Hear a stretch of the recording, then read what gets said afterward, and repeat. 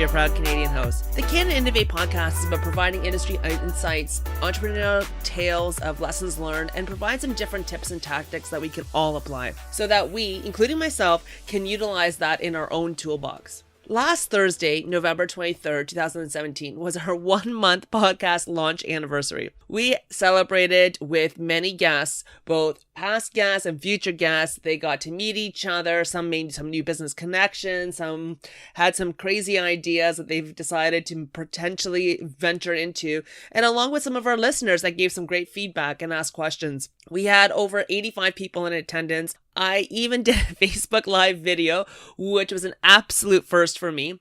I just wanted to celebrate with everybody globally, and you can see it on Facebook page. I was put the link in the show notes below, and it was such a great event, and the feedback was phenomenal. And they really appreciated that there was so many different types of industries that we were talking to. There were so many different demographics that was there. There was just diversity everywhere. That's one of the listeners, Asma, had actually put on the Facebook page of one of the things that she really appreciated with it. So, as per usual, I'm still channeling Gary V, stating, ratings and reviews are my oxygen. So please leave one. So, as some of you may have heard the news about our Canadian Innovator podcast sponsor, WeWork Canada, WeWork is acquiring Meetup, a social network that connects like-minded people. Now, WeWork has already created that community of creators that help companies grow, not just with their beautiful and modern spaces, but also with their modern benefits, amenities, industry insight. So this acquisition actually makes real big sense, and it's just going to strengthen the value proposition. WeWork really is enabling businesses to grow, and in WeWork Canada is really expanding across Canada. So they now have 2 offices in Toronto, one on Richmond Street, one on Bloor Street, and they've just opened up offices in Vancouver and Montreal. So WeWork is known for bringing people together, so go check them out. You can book a tour at wework.com. Now today on episode 7, we are featuring Marc Lafleur, the CEO of TruLocal. Now, talk about another interesting industry that hasn't evolved in ages. So Marc and I chatted about the meat industry. I also discover on this podcast that he's actually a serial entrepreneur, and he openly chats about all the lessons that he has learned. We also chat about numerous other topics: how TruLocal is evolving the meat industry, the importance of identifying that right niche, how to optimize your sales and marketing funnels. He goes into quite detail about that, and tales and lessons from his past ventures, and so much more. And also stay tuned to the end of the episode to find out how you can win a holiday gift basket from TruLocal. It is only open to Ontario residents at the moment. I'm sorry, but I will figure out something to get the next offer, probably next week. There's going to be something that everybody around the world can actually enter. So I'm working on that. Okay, so let's get to episode 7 where we chat with Marc Lafleur and he gives us some really great insights. So we are really honored to have Marc Lafleur here with us today. He's the CEO of the TruLocal.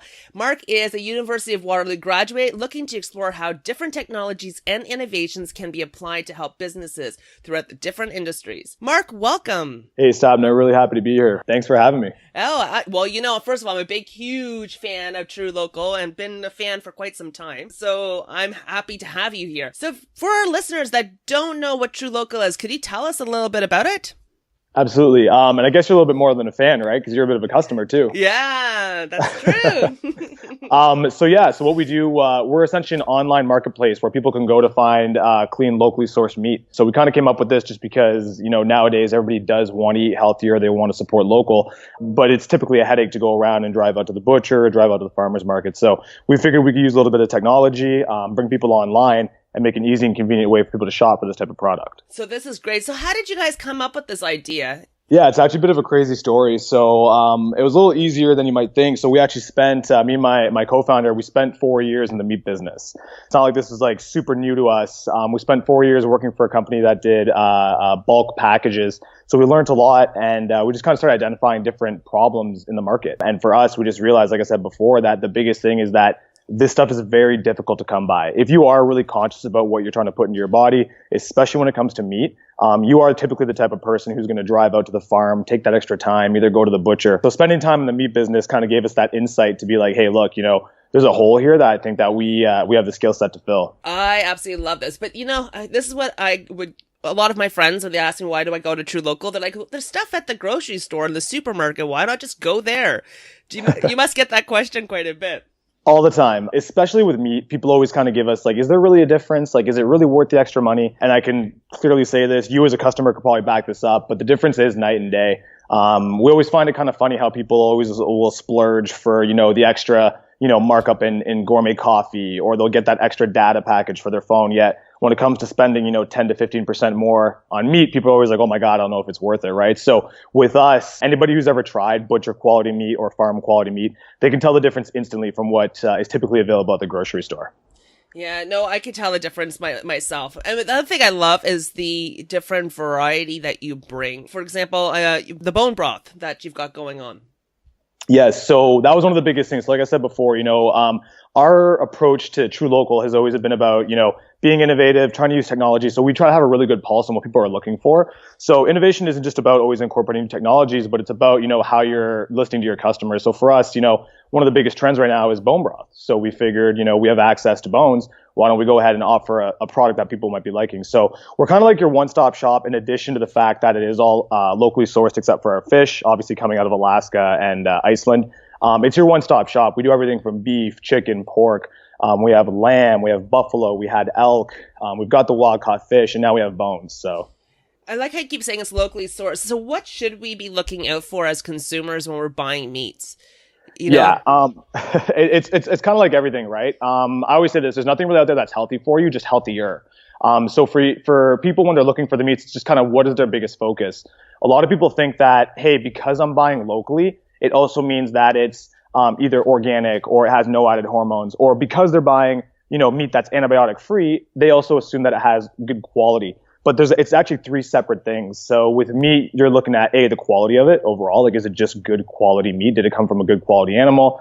Then there's the whole clean factor. And we use clean because there's just so many different terms out there nowadays. There's organic, there's natural, there's everything. We just want to talk about, the cleanliness of your meat in terms of, no added hormones, antibiotic free. So that's a factor to look at. And then where's it coming from? Right? You can get good quality, clean meat, but it's coming from, South America, just like you can get local meat, but, it's pumped with hormones or antibiotics. So the things that you want to watch out for, at least for me, are, where's it coming from? What's the level of, clean on it? And is it good quality meat? So are you a big health freak? Is that where this is all coming from? Actually, I'd love to say that I am. I definitely, all my friends would look at me like I'm a cookie monster. Like, honestly, I go crazy for it. So I do, when it comes to meat, like I'm a huge, just because I've spent so much time in the industry, I definitely watch what I eat. I haven't eaten grocery store meat in over 5 years. Do I want to go out there and say like I'm a massive health advocate? And yes, oh my God, like, always staying to my diet and whatnot. No, I can't unfortunately say that. But no, I definitely do take care of what I put in my body. I love that. I'm going to start calling you the cookie monster now for sure. Please, yeah. Surprise me with cookies. You got the key to my heart. Excellent. I have Girl Guide cookies sitting here that have actually been tempting me. So they're going to be all yours very shortly. Beautiful. So what's exciting you most about this industry? Honestly, the lack of innovation. This whole idea came about, this is, my third venture. So the one that really got me excited about this was the fact that this is an industry that hasn't been touched with any sort of technology, any sort of innovation for, the past 50 years. The online food space is a $28 billion industry. So there's a lot of market space in that, and that's just in Canada alone. But that's taken up with things like the meal kit companies, the meal prep companies. You've seen them all over the place. There's, massive buzz around, obviously, companies like Chef's Plate, and then buzz with companies like HelloFresh that just recently had their IPO, and then Blue Apron out in the States. So that $28 billion industry is really taken up with companies like that, Uber Eats. So with us, we actually went ahead and found a little niche within there. So the people that are specializing in actually sourcing good quality meat and selling it online is actually a very small market, and not a lot of people are looking at that. Most people that are already in the meat industry don't have that sort of approach when it's like innovation, technology, optimization. And most people who do have the skill set are on to, other more exciting industries, I guess you could say. I just got thrown for a loop. You got 3 other ventures that you had been part of.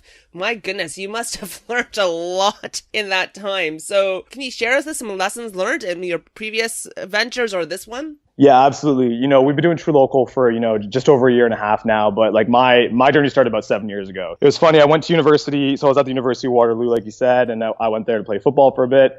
And I lived with my friends, and you know what it was like, right? Like, you're a student, didn't really care what was going to happen in a few years from now. Just wanted to enjoy life. We would just go out every night and have a good time. And then I remember, the concept of money had no effect on me. Like, I didn't even, if I could scrounge together $20 to go to the bar, to me, that was like a win. So I remember when I heard for the first time that Snapchat, so Snapchat was just coming out, just becoming relevant, was worth $3 billion. So I don't know if you remember that. I don't know if it was like 2012, but there's that, big spin about how Snapchat turned down an offer from Facebook. So when I heard that, it kind of like clicked with me because I couldn't even conceptualize what $3 billion was at the time. Like I couldn't even, fathom what $1 million was, right? So I remember when I heard that, like this toy, like at the time it was an app. I didn't know much about the business behind apps. I was like, this toy, this like entertainment thing is worth $3 billion. Like I'm in the wrong business. Like I gotta start focusing a little bit more on this type of stuff. So right around that same time, me and my 4 roommates were kind of like, hey, look, like why don't we, try this? We had no business knowledge, no tech knowledge, no marketing, no nothing, but we're like, why don't we just go ahead and do it? So we did that, and that's actually, we came out with an app called Tell. So at the time it was relevant because it was essentially Snapchat, but for messaging. So this is before BBM had, their app that would essentially allow you to send messages and have them deleted. This is before Snapchat had their, texting feature as well. So we just kind of copied Snapchat, but did it for messaging, and it went pretty well in Waterloo. To be honest, we actually had a feature too that would make it so that, this is kind of funny. If you send a message, you could actually set a timer. So if the person doesn't open that message, then they never got the message at all. Which, of course, we would market as like, hey, this is a great for event planners and whatnot. But really what would end up happening, it was just used by kids at the bar that didn't want people seeing the text in the morning that they were sending, right? So that was our first venture. But, the nice thing about it is that, we learned a ton of stuff. Never ended up working out. We did this for about, I'd say maybe 6 months. But just from incorporating a company, media outreach, trying to get investors, all that type of stuff is things that we had no experience in. But now, was able to take that into the following venture that I worked on. Which was a website called Dash Tasks. So when I graduated university, I was actually working for the company that I said in the meat industry, and it was going really well. Great company, had a lot of opportunity there. When I graduated, I actually was able to go to London. So I moved from Waterloo to London to open my own branch. And I had to do interviews in Williams Cafe. I had to try to convince, I was 22 at the time, I think. I had to convince, these sales vets that, hey, yeah, come work for this company. It's great. We'll make a lot of money. I probably wouldn't have worked for me at the time. Like we didn't have an office, we didn't have anything. But it ended up by the time we left, we had about 25 employees. I had done $200,000 that year, at 23. So, things were really, really good. And that kind of allowed me to take some time and stretch my wings and take what I learned through Tell and apply it to another idea that we had, which was called Dash Task. And then what that is, are you familiar with the sharing economy? A little bit, not as much.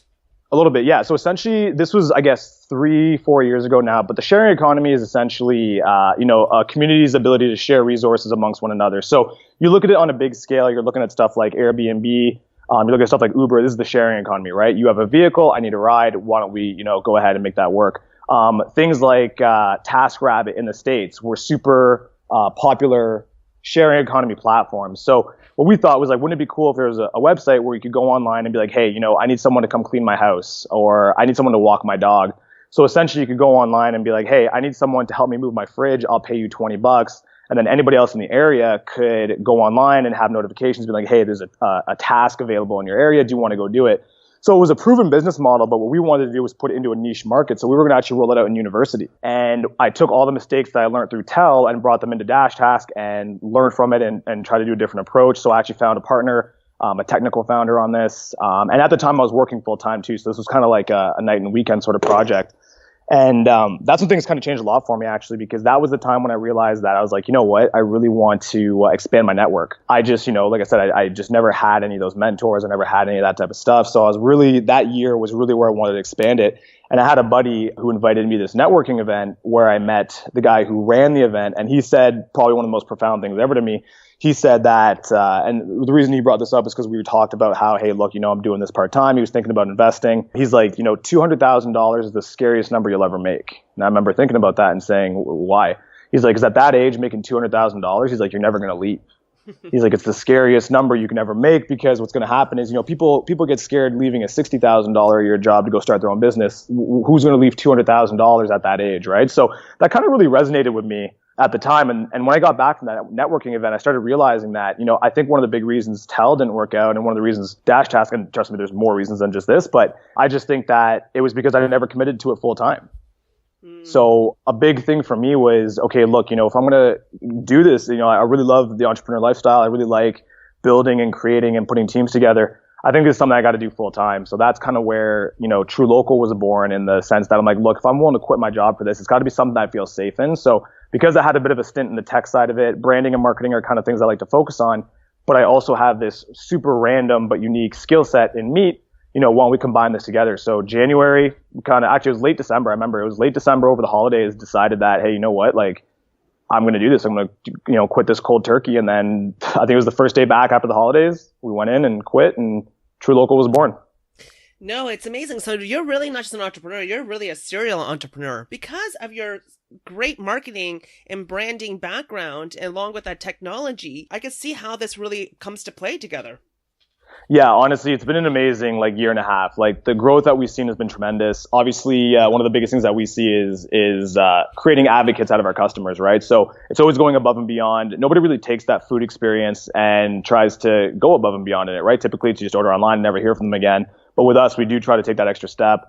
And another big thing for us is just transparency.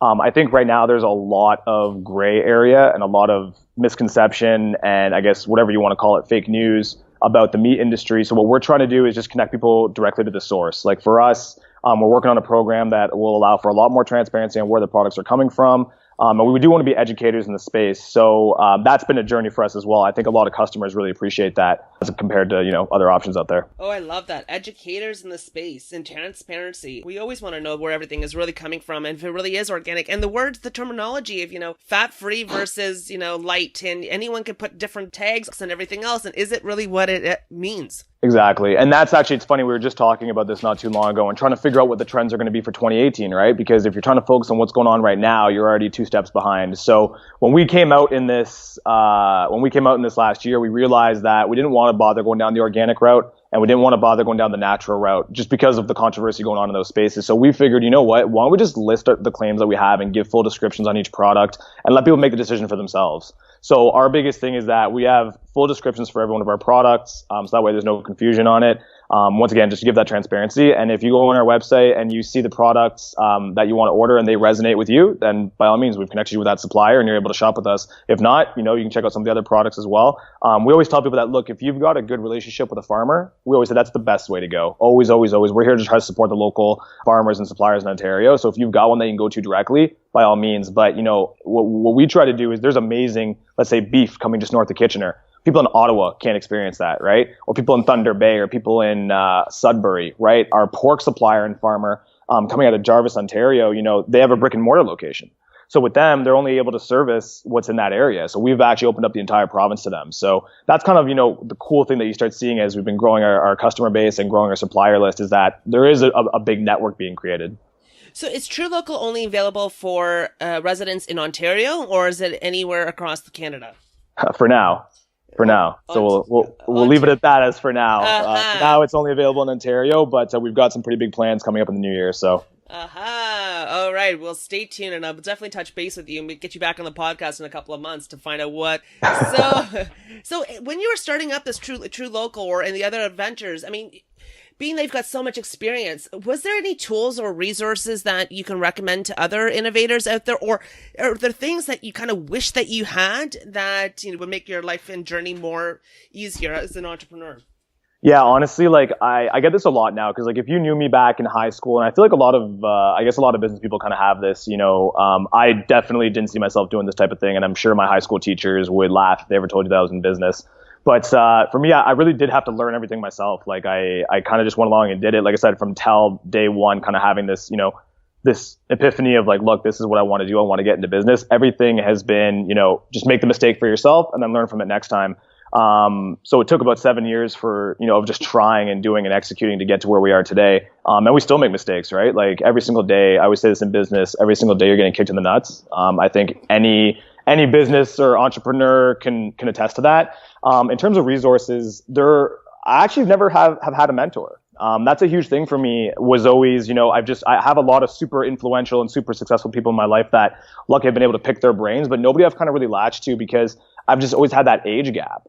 For me, I've never been able to find someone who's maybe just a couple of years older than I am, who's, done really, really well in business. So I think it'd be really cool if there's a network, just trying to connect young entrepreneurs, of different levels in their journey, right? There's the kids that are right out of university or early university, or even high school, that haven't done anything yet. It'd be cool if you could connect them with people that are just, maybe 2 or 3 years ahead of them. And then people like where we're at, where we're kind of, still early stage, there's still a lot for us to learn. It'd be cool if we could talk to someone who's maybe raised, maybe a Series A or a Series B or in that sort of, I guess, phase of their journey. So that would be kind of cool.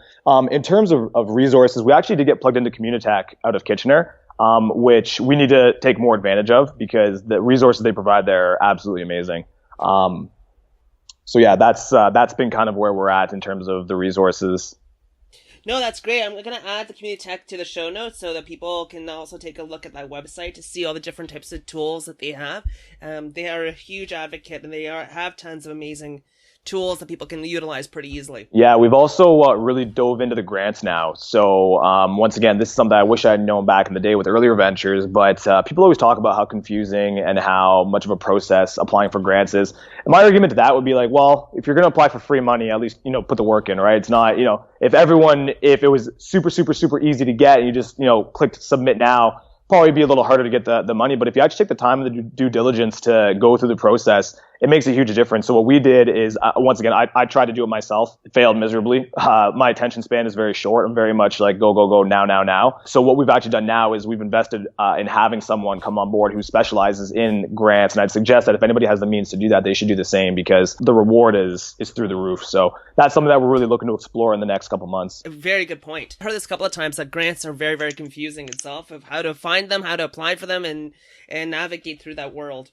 Exactly. Somebody needs to simplify that. Maybe they make it really confusing on purpose so that you can't get the money. I was figuring, you know what? I don't think they make it confusing on purpose. I just, like I said before, I just think that, I think there's got to be a certain, like, entrepreneurs have to be ready to put a certain amount of dedication into applying for money from the government, right? Like, this is essentially the beautiful thing about these grants is that they're giving you free money to go and build your business. There's got to be a due diligence process involved too. So I think there's a happy medium. I'm sure it could probably use a little bit of maybe like a UX sort of overhaul to make things a little easier, but it's there. Like it's very much there. There's a grant for everything. Any business can apply, pre-revenue, post-revenue, doesn't matter. Have you even got a business plan together? It doesn't matter. There's a plan for what you're trying to, there's a grant for what you're trying to get done. So I'm a huge advocate for do what you do well. But if, let's say applying for grants isn't your skill set, if you have the means, I would very much invest in having someone come on board and help you navigate that process. Very good advice. Now, being that you are quite the marketing little guru, since we know you're a serial entrepreneur, do you have maybe a sales or marketing tip you could share with other kind of innovators or people that are trying to start up? Yeah, optimize your funnel. So one of the biggest things is that, and I fell for this too, is that everybody thinks that there's a silver bullet in marketing. Everybody thinks that, okay, what's this one tip? Is it do this to my Facebook ads, or is it use this keyword in my SEO, or is it, run this Google ad? Honestly, there is no silver bullet. It's bringing all of these channels together to get the result that you want. So in terms of marketing, I always say optimize your funnel. Depending on what type of business you have, I've been doing some consulting out in Austin actually for some real estate gurus out there, and one of the biggest things they do is the whole webinar marketing, right? So that's a super interesting space. But to give you an idea, if you're looking to optimize your funnel right off the bat, if you have a website, I would suggest figuring out how capable is your website of converting. If you're looking to capture emails, let's say, but you have a horrible email pop-up, there's no point in driving traffic, spending money on ads to drive traffic to the website when you're only converting, let's say, 2% of the traffic that's on your website. And on the same note, once you do capture that email, is your email automation converting? So there's kind of 3 steps to it. So I always tell someone like, look, start with the website, make sure that the call to action or the email pop-up or whatever conversion you're trying to do is optimized properly. Then from there, once you capture the email, what's that process looking like? Is that process set up in a way that, once someone enters my email list, I'm converting at 3%, right? Which is a good number. That'd be amazing. I'm sure a lot of people out there would love to have their email list converting at 3%. If your email list is converting at 1%, well, maybe don't spend time working on the pop-up as much. Spend more time optimizing your email funnel. Once you've got both of those things working, your email funnel is working well, the automation is working well, you're converting at, let's say, 2 to 3%. Let's say you're then able to capture 10% of traffic that lands on your website, so your pop-up's working well. That's when you can start focusing on sending traffic to your website through, different means, whether it be referral programs, affiliate programs, Facebook marketing, Google ads. But the biggest piece of advice I can say is you got to look at all of it as a whole. It's one big working machine. And if you can optimize that and break it down into different steps, that's when you'll really start seeing the results. Oh, that's great information and good advice.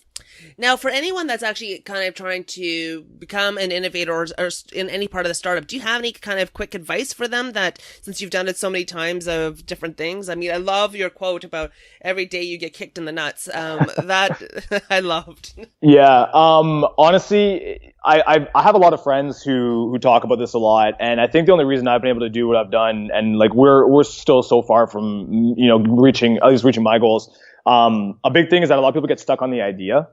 A lot of people will use the idea as a subconscious way to procrastinate. They'll say, oh, I haven't refined my idea yet. That's why I haven't done it. Honestly, I would say the idea is less than half the battle. If you look out there, I can guarantee any idea you can think of, has probably already been done, unless you're creating some sort of proprietary technology. But if you're looking to, let's do a convenience-based business or improving on a certain design for a business, which is what most businesses are, that's what we are. We're just trying to optimize a design. I would say that you just got to dive in. The success won't come necessarily from the idea. It can definitely help you get a head start, but it's all going to be based on the execution and the team.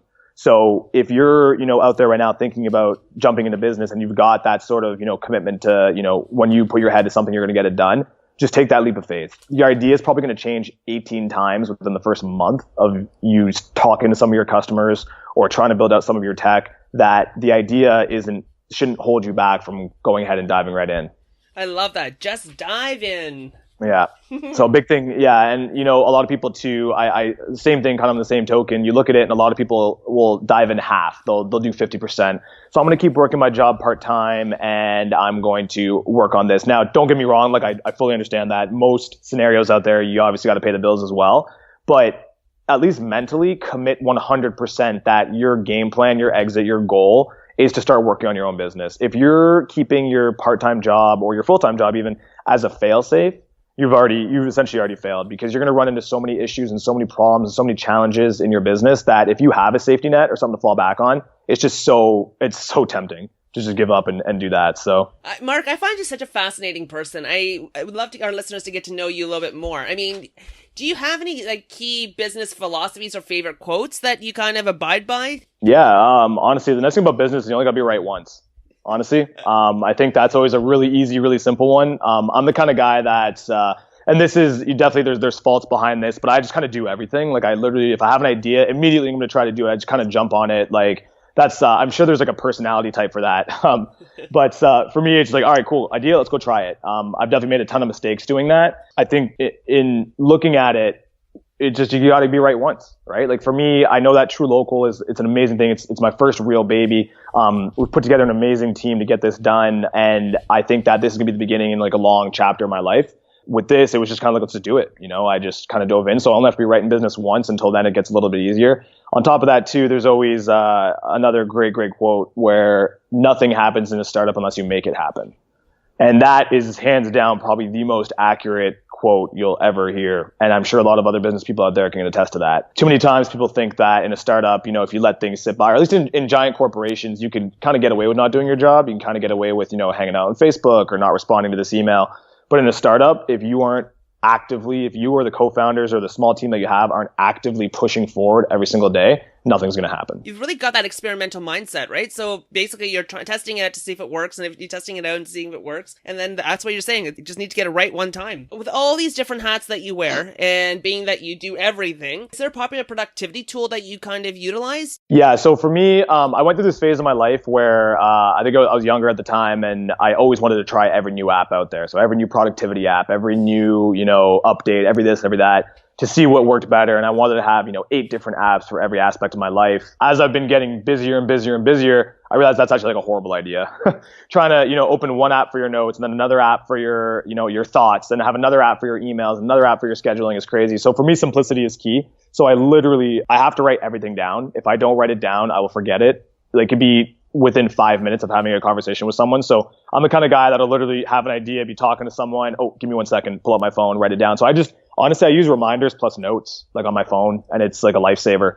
So I use my notes for like ideas, and then I use the reminders tags just for to do stuff. So those are pretty simple. Like I said, I love them just because they're so simple, they're so easy, and they're so accessible. There's no bells and whistles to it. It's just kind of straight functionality. Another one though that I really do like, I love reading articles. So like I live on LinkedIn, any sort of marketing news, anything whatsoever. I love to kind of save articles. So I actually have this like little treasure chest of articles on my email. So what I used to do is if I saw an article I liked, I would just email it to myself and keep it in a folder.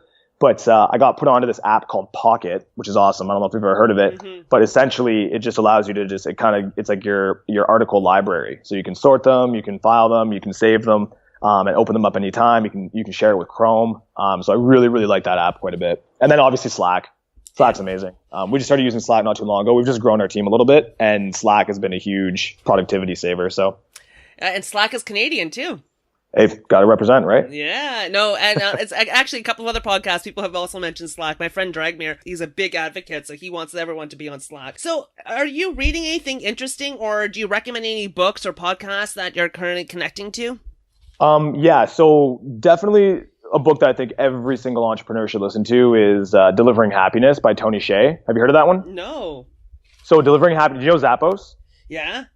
So Zappos, yeah, got acquired by Amazon for $1 billion. Tony Hsieh is the CEO there. He's got to have one of the most interesting stories, at least maybe not the most interesting, but got to be the most relatable story from a guy who just had an idea, who's had his ups and downs. So Zappos, Delivering Happiness is the entire Zappos story from start to finish. It's actually written by Tony Hsieh, so he's the CEO. So I'd really recommend that anybody who's thinking about business get that. It just really kind of, I guess it just sums up, the entrepreneur life, the startup life, the ups and the downs. So that's one that I think everyone should listen to. And then a big one for me was Rocket Fuel. Have you ever heard of that? Mm-mm.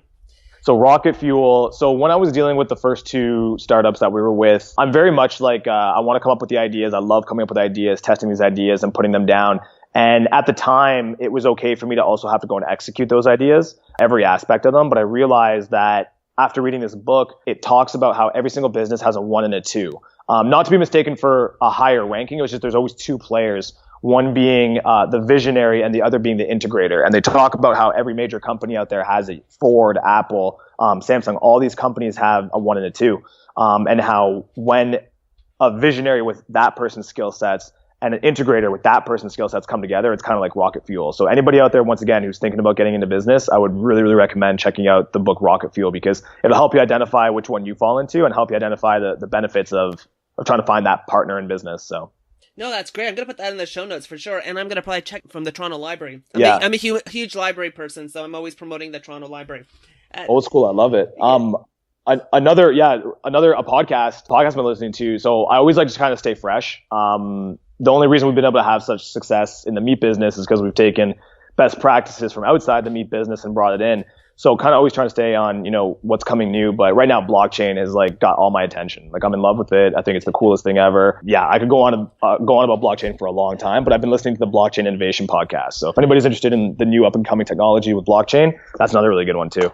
Excellent. I'm going to put that in the show notes as well. Tell me something. How do you stay productive all the time? Is there kind of a personal habit that you do? Like recently, I just started to read 30 minutes before going to bed and turning off my phone. Yeah, I probably should get on top of doing that too. Staying productive, honestly, I've always said that's kind of that's more than half the battle. Depending on what level you're able to operate at, I always say that it's just trying to make sure that you're always operating optimally, right? So for me, I just try to separate my day into small wins. From waking up on time, okay, good, I started my day right. I do gyms in the morning. I go to the gym in the morning. So, okay, cool. I woke up on time and I made it to the gym. All right, that's another good win. That's probably going to lead to having a better, more productive day. So then from the gym, all right, did I get my breakfast? Okay, cool. Now I've got, 15, 20 minutes to hit my emails. So for me, it's all just about setting up the small wins. If I stumble along the way on that, that's where I start to, my whole day is like, oh my God, okay, well now this is going to fall down. And I just think that it's a domino effect. So if you're able to hit all the small goals that you set out through the course of your day, you're probably going to have a productive day.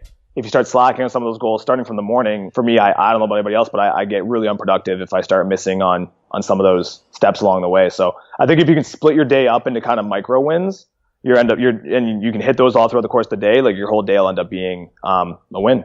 No, that's great. So tell me something.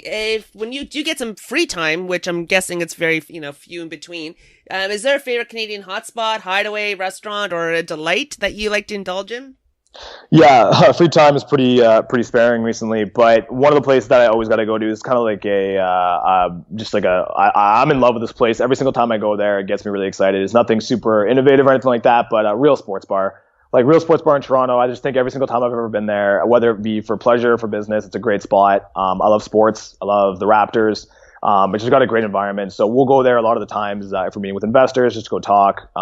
It's really casual, but it's also got that sort of, that business vibe too. So that's a spot that I'd recommend to anybody. If anybody ever comes from out of town to visit, I always take them there. Just kind of show off Toronto a little bit. Well, next time you're in Toronto, we will definitely go and hit that place up. So it's around the corner from where I am, so that's perfect. So awesome. And I'll buy the beer, that's for sure. Hey, cool. I'll bring the cookies. Excellent. So tell me, finally, how can our listeners connect with you? Yeah, absolutely. So obviously all of our information is on TruLocal.ca. So that's TRULOCAL.ca. But if you want to connect with me directly, you can always email me. So it's Marc, so MARC, at TruLocal.ca. And then we're all over Instagram. So you can find us there at TruLocal as well. But yeah, no, I love connecting with people. Like I said, a couple of years ago, it was really like one of my biggest goals to just expand my network. So if anybody ever wants to chat, email me, hit me up. I'd love to go get together with you and talk business. And you guys can talk business at the Real Sports Bar in Toronto. Absolutely. Oh, that was great. Thank you so much for your time, Marc. It's been an absolute pleasure. Hey, no problem. Honestly, thanks for having me. And hopefully, if we ever do an update, we'll have some good information for you. I definitely will take you up on that. Thank you again for joining us this week. Time is a gift, so I truly appreciate it. Now, as I promised, how you can win a TruLocal holiday gift basket. It's a $99 value that has 5 AAA sirloin steaks that are going to be delivered directly to your home. Now, the contest is currently only open to Ontario residents, but I will be notifying the winner on Thursday, December the 7th. Now, there are 2 ways to enter. On the Facebook page, you can leave a comment on which industries you'd like to hear more about or nominate a Canadian Innovator. And you can also email me at supna@caninnovate.ca or info@caninnovate.ca. Now, you can get bonus entries, 3 of them, if you email me with a screenshot of your rating and review. And anyone that sends me a screenshot of the rating and review, I will, and that's open for all Canada, I will definitely send you a coffee from Coffees on Me. So you have nothing to lose, you only have to gain. I'm still channeling Gary Vee, as you can see, that ratings and reviews are my oxygen. I do have a new contest that's coming next week that'll be open to all global listeners, so stay tuned. And a big thank you to WeWork Canada for becoming our official podcast sponsor. Definitely visit WeWork at WeWork.com and you can book a tour. It's so worth it. Just the atmosphere, the collaboration, you'll be inspired no matter what. So again, it's a win-win. And also share the podcast with your friends and family. We are getting to the season of giving, and I will talk to you next week. Remember, this is our podcast. Cheers.